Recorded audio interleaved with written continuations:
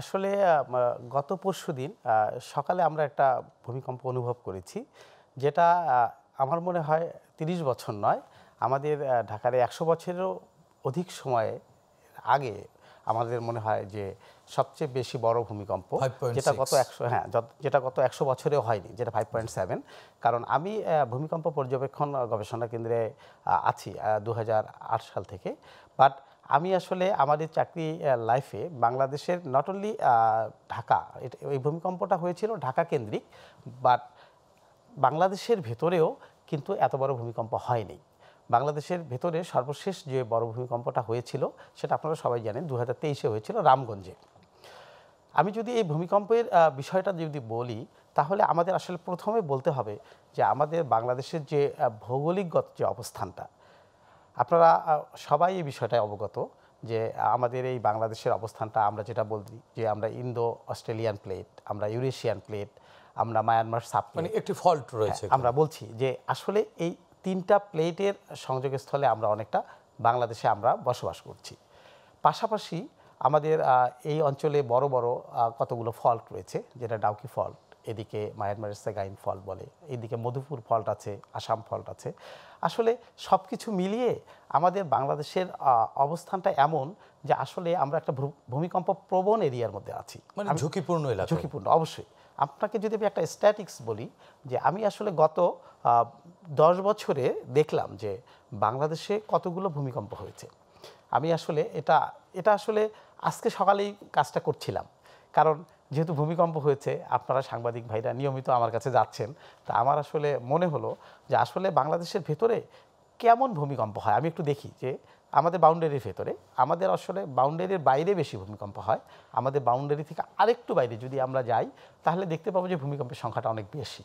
But আমার আজকে মনে হলো যে আমি বাংলাদেশের ভেতরের ভূমিকম্পগুলো দেখি, তাতে আসলে অ্যাভারেজ আমি যে জিনিসটা দেখলাম যে অ্যাভারেজ প্রতি বছর বাংলাদেশে আসলে 8টা থেকে 10টা ভূমিকম্প একদম বাংলাদেশের ভেতরে হয়। তবে এই ভূমিকম্পগুলোর বেশিরভাগেরই সেন্টার দেখা যাচ্ছে, উৎপত্তিস্থল দেখা যাচ্ছে সিলেট কিংবা চিটাগং, এই রিজিয়নগুলোতে। বাট ঢাকাতে কিন্তু আসলে ভূমিকম্প হয়েছে, হয়নি এমন নয়, তবে খুব কম। আপনারা সবাই মনে হয় জানেন যে 2023 সালের দিকে একটা ভূমিকম্প হয়েছিল, যেটার উৎপত্তিস্থল ছিল ঢাকার দোহারে। এছাড়া 2019 সালেও একটা ভূমিকম্প, তার মাত্রাটা এত ছিল, মাত্রাটা অনেক কম ছিল, সেটার মাত্রাটা ছিল 3.7। এর আগে 4.3 একটা ভূমিকম্প হয়েছিল, ওটার উৎপত্তিস্থল ছিল গাজীপুরে, এটা 2019 সালে হয়েছিল। বাট এই দুইটা ছাড়া কিন্তু মোটামুটিভাবে যে গত 7-8 বছরে ঢাকাকে ধরে বা ঢাকার এই 50 কিলোমিটার বা 30 কিলোমিটারের মধ্যে আমরা কিন্তু এরকম কোনো বড় ভূমিকম্প পাইনি, যেটা আমরা শুক্রবার সকালে আমরা পেলাম। শুক্রবার সকালে আমরা মনে হয় সবাই আমাদের নিত্যদিনে যে কাজগুলো করছিলাম সেভাবেই করছিলাম, এবং হঠাৎ করে কিন্তু একটা শব্দে অনেকের ঘুমও ভেঙে গেছে, এবং সবাই বাসায় ছিল এবং সবাই কিন্তু ভূমিকম্পটা মানে সবাই ফিল করেছে। এবং একটা বিষয় আমি দেখি যে সবাই খুব আতঙ্কগ্রস্ত হয়েছে। আমার বাড়িতে তো আমি আছি, আমার মিসেস আছে এবং ছেলে আছে, যে দেখলাম যে ভূমিকম্প হলো, তারা আমার মিসেস আমার ছেলেকে নিয়ে বের হয়ে চলে যাচ্ছে। তা আমি আসলে যেহেতু ভূমিকম্প অফিসে কাজ করি, স্বভাবতই আমার আর সে সুযোগটা হয়নি। আমি আসলে প্যান্ট পরে, যেহেতু আমার একটা জাতীয় একটা দায়িত্ব আছে, আমি যেহেতু গভর্নমেন্টের ভূমিকম্প পর্যবেক্ষণ ও গবেষণা কেন্দ্রের দায়িত্বে আছি, আমি আসলে আমার মতো বের হয়ে আমি অফিসে চলে গেলাম। অফিসে গিয়ে দেখি অনেক সাংবাদিক ভাই চলে এসছেন, এবং তখন ইন দিস টাইম অবশ্য আমাদের অফিসে আমাদের ভূমিকম্প পর্যবেক্ষণ গবেষণা কেন্দ্র বা ভূমিকম্পের যে তথ্যটা এটা রেডি করে ফেলেছে। তো আমি আসলে গিয়ে যেটা তথ্য পেলাম যে আসলে ভূমিকম্পটা ঢাকা শহরে মানুষ যারা উপরের দিকে ছিল, বিশেষ করে 7তলা 8তলা 6তলার উপরে, তারা সবাই খুব ফিল করেছেন এবং অনেকে আতঙ্কগ্রস্ত হয়েছেন। আপনি যেটা বললেন যে সবার একটা ট্রমা টাইপ আছে, এখনও হয়তো আছে।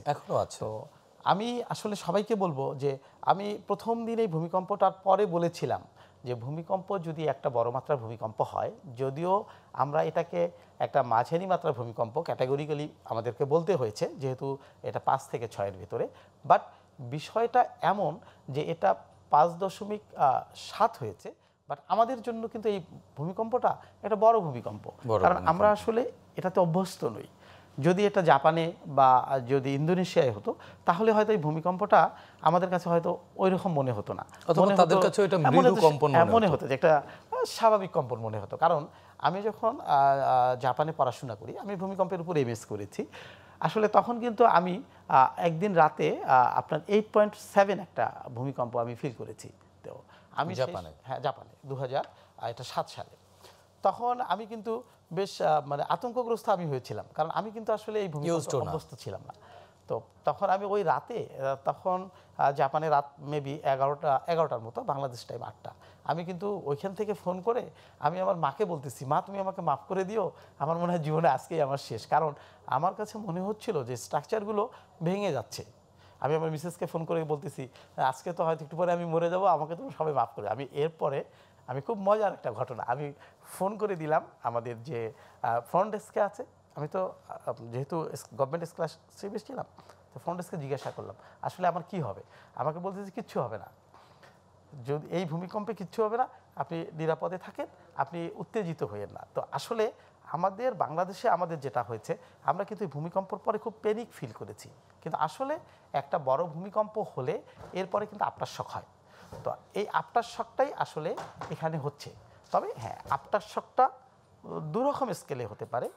একটা মৃদু হতে পারে। মৃদু হলে কেমন হয় যে আফটার শকটা 72 ঘন্টা হলো বা সপ্তাহ ধরে হলো।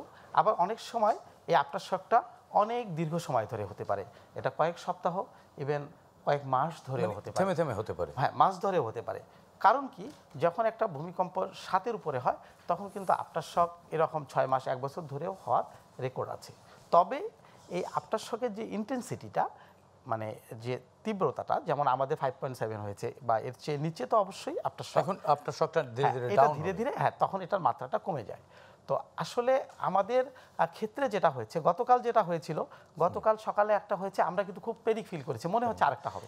আবার বিকেলে যখন রেপিড দুটো হলো, তখন কিন্তু আমরা আরো বেশি প্যানিক ফিল করেছি। তবে আমার রুবায়েত কবির, আপনার কাছ থেকে শুনবো। আমাদের সাথে যুক্ত হয়েছেন দুর্যোগ ব্যবস্থাপনা বিশেষজ্ঞ মেজর অবসরপ্রাপ্ত একেএম শাকিল নেওয়াজ। আমরা একটু শাকিল নেওয়াজের কাছ থেকে শুনে আসতে চাই। শাকিল নেওয়াজ, আপনাকে স্বাগত জানাচ্ছি আমাদের আজকের আলোচনায়।